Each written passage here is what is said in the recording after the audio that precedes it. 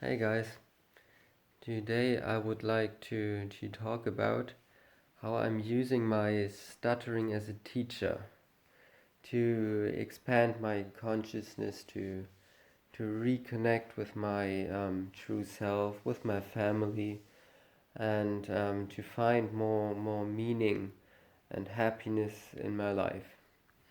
So the starting point for this was really this simple observation that most likely every stutterer has made, namely that I don't stutter when nobody else is listening. This thought pretty much has been on my mind for 25 years or so, and I couldn't let it go. I couldn't wrap my head around why this is the case. Why do I not stutter when I'm alone? Why does it only come when somebody else is observing me? And I found no answer whatsoever. But that led me to think that, well, maybe I'm just asking the wrong question. And now I take a different approach to this. And I asked myself, how can I use this fact? How can I use the fact that I do not stutter when I'm alone? What is different there? How can I use this? And the answer that I find again and again is surprisingly simple. The only thing that is different when I'm alone is that I do not try to speak fluently. My body just does it automatically. I do not have to control it. I do not have to think about it, come up with elaborate strategies in my head to get through stuttering and all these things that stutterers normally do when they speak with other people. So my approach with my stuttering really is to to stop all the ways in which I'm trying to not stutter. So there are many ways in which you can try to not stutter. You can push against a single block. You can run away from a situation, or you can exchange words. You can look down and have some sort of strategies with your finger, like snapping your finger or whatever people do. There's a myriad of different things that you can do to try and not stutter. So all I've been doing for the past 2.5 years with my speech is to stop with these patterns and rather speak more and more without any control.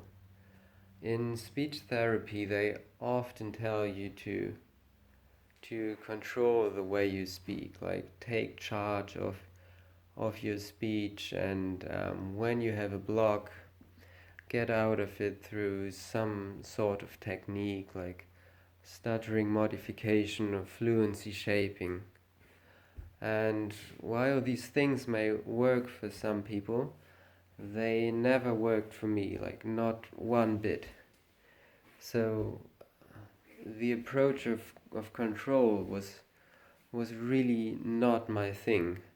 And I tried really, really hard to do this.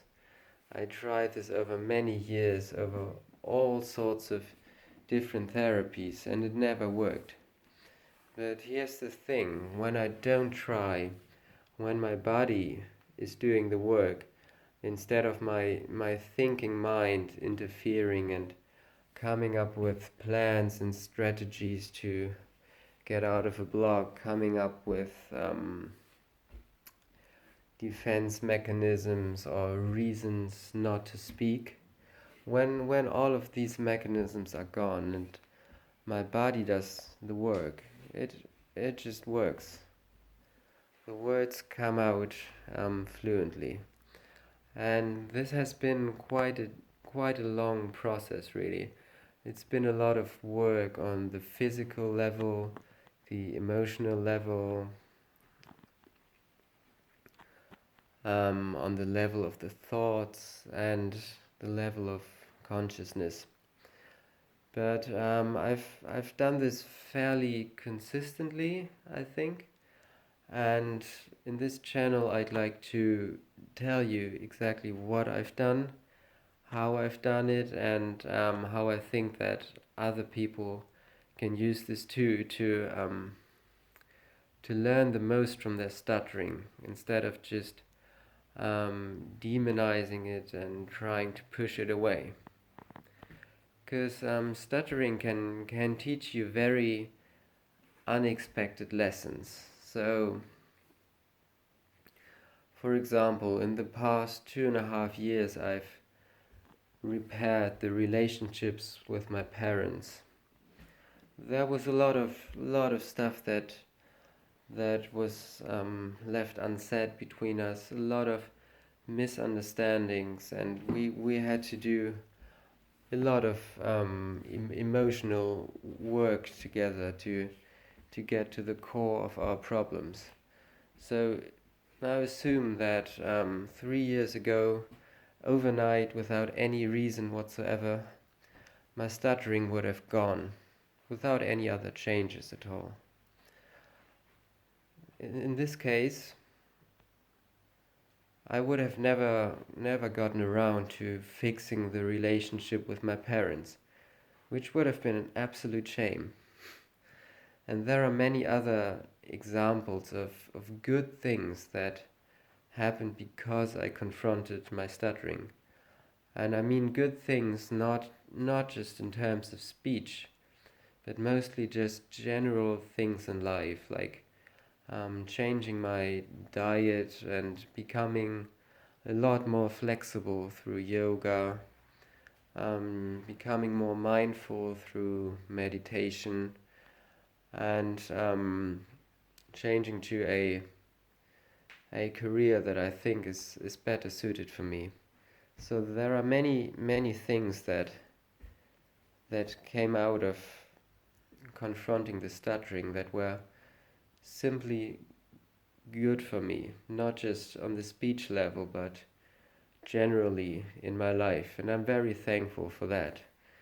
So maybe I should not be the one consciously choosing when my stuttering is over, because if I had the power to do that, I would have done it at age 4, like right after it started. If not then, at age 5, 6, or any other time afterwards.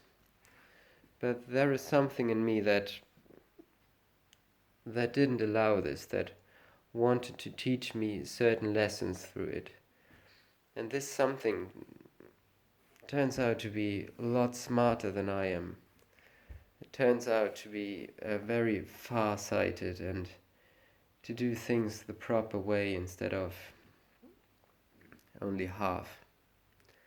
And I'm very thankful for this now. And also, this simple thought that stuttering is only there when somebody else is listening.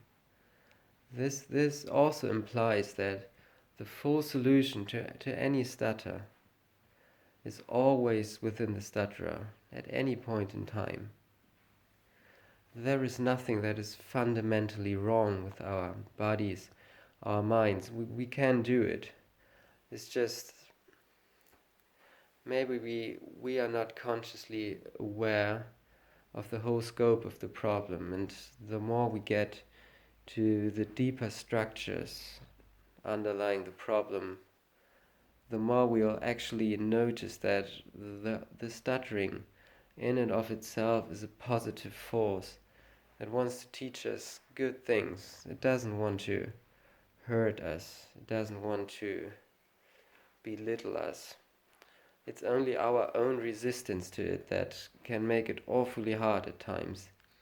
But if we consistently surrender this resistance and give up and instead go with the stuttering as a teacher and trust that some part of us, somewhere deep inside us, already knows the solution, then we can really grow from this. Yeah, so much for now. See you later.